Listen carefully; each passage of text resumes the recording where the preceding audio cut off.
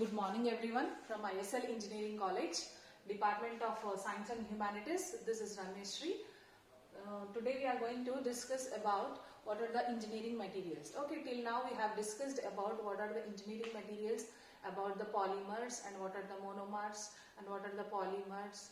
In that what we have discussed about what is a conditional polymerization and additional polymerization. Is it clear? So what is mean by polymer, what is mean by monomer? Mono is nothing but a single one, right? And whereas a mer is nothing but a parts, which we have already discussed in our before class.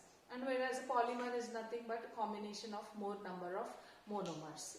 Okay, we will get a polymer. Is it clear? So in this way we have studied what is actually polymers and what are actually monomers, and how the condensational process of condense polymerization will takes place, and additional polymerization will takes place, and some of the examples of nylon 6,6 okay we have discussed about, and her next, and even advantages and the polymers we have discussed in the previous class. Is it clear?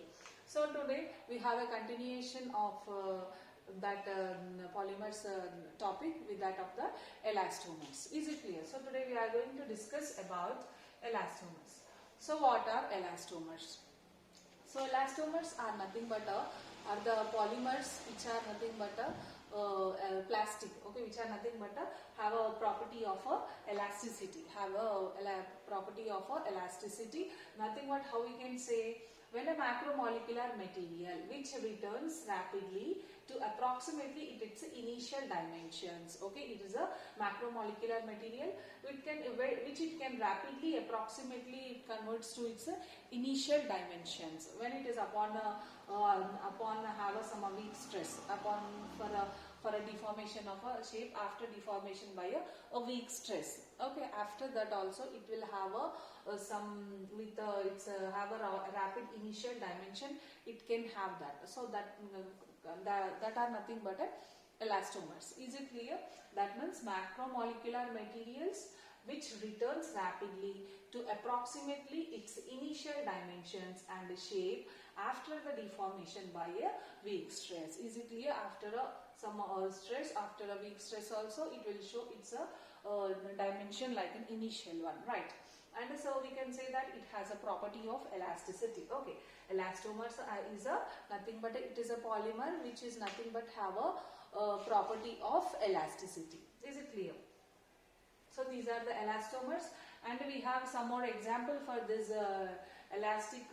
See, what are they? Elastomer is a big fan of a word, and also all it means it is a rubber. Okay, it is nothing but a rubber. Some polymers which are elastomers include. So we have some examples for these elastomer. One is polyisopropene, and which is nothing but a natural rubber. We can also call polyisopropene as a natural rubber, and one more is polybutadiene, and the other one is polyisobutylene, and the polyurethanes. Okay, so these are some of the elastomers which we will use. So we can say that it is nothing but a rubber, and we have seen some natural elastomers. Is it clear? So in this way we can say that it is having the polymer which is having the property of elasticity. Is it clear? Next, see why we are calling it as an elastomer. Okay, why we are calling it as an elastomer? Because what is the reason why we are calling that it as a elastomer? Okay, because of it has a high energy density. Okay, that polymer have a high energy density. So elastomer is a polymer which have a high energy density and also low strains. It has its low strains. So what is mean by high energy density? So we are saying that elastomers have a high energy density. So what does it mean? That means it is capable of storing large amount of energy. Okay, in a small area, in a small volume. Okay, it can it can store a large amount of energy in it. So that is the reason we are calling these elastomers as have a capacity. We can say that it is a high energy density. And coming to the low strains, what are the low strains? are nothing but a strain profile which are suitable for low power elastostatic actuators with a large displacements. Okay. So nothing but why these are called as a low strains are nothing but these profiles suitable for the low power elastostatic or these have a low power elastostatic actuators. That is the reason we have a call it saying that it have a low strains. Is it clear? So this is the reason we are calling why elastomers. Is it clear? Why elastomers are nothing but can say that a high energy density and low strains. So these are the things. So we'll see some of the specialty elastomers. So what are they? Specialty elastomers include nitrile rubber, NBR, butyl rubber, IRB, silicone rubber, and fluorocarbon rubber, and a urethane rubber. Is it clear? So these are some of the special elastomers. So nothing but nitrile rubber, NBR, butyl rubber, silicone, fluorocarbon, and urethane rubber. We'll see next. So in that the one which I gave you just now. So in that we will mainly discuss about butyl rubber and silicone rubber. Is it clear? So what is according to our syllabus we have a butyl rubber and silicone rubber. So what is meant by butyl rubber we will see. So butyl rubber is nothing but it is a copolymer of isobutylene, polyisobutylene.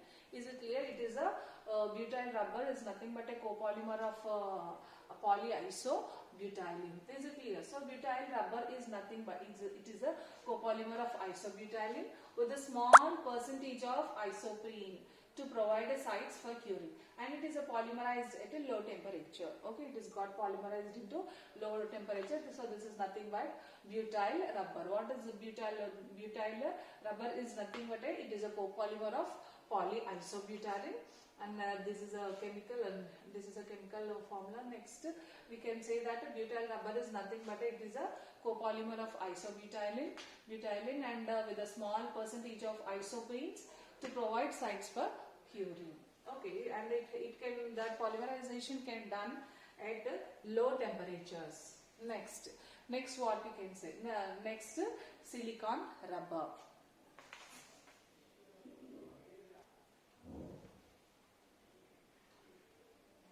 Yes. Next we have a silicone rubber. In the silicone rubber is this is also one of the special elastomer. And what is the silicone rubber is nothing but it is based on copolymeric chains of featuring the it is a stable one and alternating the combination of silicon and oxygen atoms in the backbone and a variety of organic side groups attached to that. Okay, is it clear? Attached to this one. So we can say that. Yes, okay. Silicone rubber is nothing but it is a special elastomers which we will discuss about. This is nothing but which have a backbone of silicon. We have a backbone of silicon and oxygen atoms in the backbone, and it is a variety of organic sites group to attach. Okay, so this one will get attached with the organic groups which are present. Okay. So basically we can say that it is a copolymeric chain featuring with a very stable one.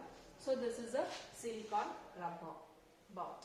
Next we have next we will discuss about the conducting polymers. What are the conducting polymers? See here, discovery of conducting polymers. So these are discovered in the late 1977 by Alan Hager and Dr. Hideki Shirakawa and Alan Mediarmed. So before that, the polymers were used as insulators in the electronic industry. Okay, how the how these polymers are used to be, they are used to use it as insulators, right? Insulators in the electronic industry.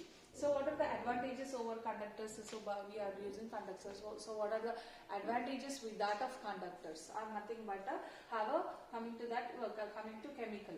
In chemical way, how these are useful. So in nothing but for ion transport possible. And also for the redox behavior, and also we have a catalytic property, and we have a electrochemical effects. Okay, for these are the some chemical related advantages can over this about this conductors are nothing but in what way, in a chemically, in where it is have that advantages in ion transport possible and a redox behavior and have a catalytic property and have an electrochemical effect. Is it clear? Next, photoactivity and the junction effect, photoactivity and junction effects, and also coming to mechanical, we have a lightweight, okay, it is a lightweight, and coming flexible, non-metallic surface properties. Is it clear? Lightweight, flexible, and non-metallic surface properties about the conducting polymers. So what is in this, what is conductivity? Is nothing but polymers become conducting upon doping. Okay, it will conducting upon the doping, and where the polymer becomes electronically charged, it will get charged.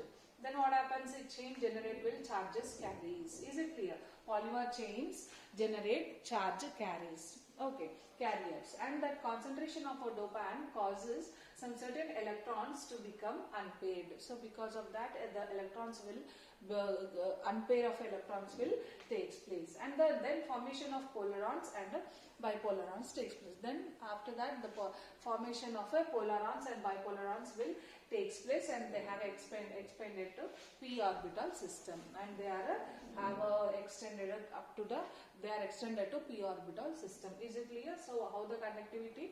First it will doping, then it will become electrically charged, that will get electrically charged. After that it will carries generate the charge will carries. Then after what happens, have electrons will get unpaired electron will get unpaired. Then after it will give polars and bipolars. Then after it will give up extends to the p-orbital system. Is it clear? Next we have a biodegradable polymers. What are the biodegradable polymers? Nothing but these are the polymers. Biodegradable polymers are defined as a polymers which are comprised of monomers. Okay, these are nothing but comprised of monomers linked to one another through functional groups. Okay, these will link one another by functional groups. Okay, in that way also we can differentiate what are the biodegradable polymers. So what are the biodegradable polymers? Are nothing but which have a combination of monomers, which are defined as a polymers comprised of monomers with that of through some functional groups. Okay, and that have an unstable link in the backbone, that have the unstable backbone. Is it clear? And these are broken down into biologically acceptable molecules that are metabolized and removed from the body via normal metabolic pathway. So by a normal metabolic pathway these will get eliminated. Is it clear? So then is it clear what are the biodegradable polymers? So nothing but these are the polymers have monomers which are joined by the, which are linked with through some functional groups. So what are the functional group? Because of presence of that functional group, what that polymer is called as, that everything will be discussed later. So what is actually means, by the presence of a function, one particular functional group, we can differentiate that into one type of. Is it clear? Did you got the point? Because of the presence of one functional group, in the one will be one functional, the other polymer will be in that way we can differentiate that. So what is this polymer and that one? So that will be difference based on the different type of different functional groups attached to it. Is it okay? Biodegradable polymers. Then next, what are the characteristics of coming to the, what are the characters of biodegradable polymers? Okay, till now we have discussed what are the biodegradable polymers. Now we will discuss what are the ideal characters. What are the characters of biodegradable polymers? Okay, so they should be biocompatible, like a shape, surface and leachability. Is it clear? They are a biocompatible one. And they should be bioabsorbable, like degradability for profile and reabsorption of degradation products. This everything. Okay, that means they should be bioabsorbable. And the third one, they should be bifunctional. Okay, they should be bifunctional, like a physical, mechanical and a biological. Is it clear? So these are the characters, and they should be stable, like a processing, sterilization and a storage, everything. Okay, is it clear? So what are the characters these biodegradable polymers have? Are nothing but a biocompatible, and absorbable, and have a bifunctional, and it will be act like a bifunctional, and also have a stable one, and these are the stable one. Is it clear? So the main point, biocompatible, that will biocompatibility, absorbable, they should be bioabsorbable, and have a bifunctional, and have a stable one. Is it clear? So about the ideal characteristics of a biodegradable polymers. Next, finally, we have biodegradable polymers. This can be classified into two basic of their sources based on its sources and the availability. These are divided into two. That are first one is the natural polymers, and the second one is the synthetic polymers. Is it clear? Natural polymers and the synthetic polymers. So what are natural polymers? Are coming to the proteins. In that we have proteins and the polysaccharides. What are the proteins? Example, nothing but albumin, collagen, chitin, gelatin are examples. So these are the some of the proteins which will comes under natural polymers. Is it clear, all of you? In the natural polymers, what are the example? If we go through, in the proteins we have albumin, collagen and gelatin are the three proteins which are comes under the natural polymers. And whereas the polysaccharides, coming to the polysaccharides, nothing but sodium alignate, ketone, phytosen and cellulose, dextran, insulin, starch, etc. These will comes under polysaccharides, which these two will comes under natural polymers. Is it clear? Next. Then after we'll move on to the next one, that is a synthetic polymer. What are the synthetic polymers? So in that we have aliphatic polymers, polyesters. Okay. In that we have aliphatic polyesters. We have polyglycolic acid PGA and polylactic acid PLA, polyhydroxybutyrate PHB, polybeta malic acid PMA, etc. So these are some of the examples about the synthetic polymer. And also we have a polyphosphoester, polyanhydrides and polyphosphorescents and the pseudo amino acids and polyorthoesters. So these are examples for the natural polymers and also the synthetic polymers. Is it clear? So what we have discussed, elastomers. What is elastomer? Why the name is why it is elastomer? Why we should call it as an elastomer? Because of what are the properties it is showing and characters, and what are some of the elastomers, and we have discussed about, and what are the biodegradable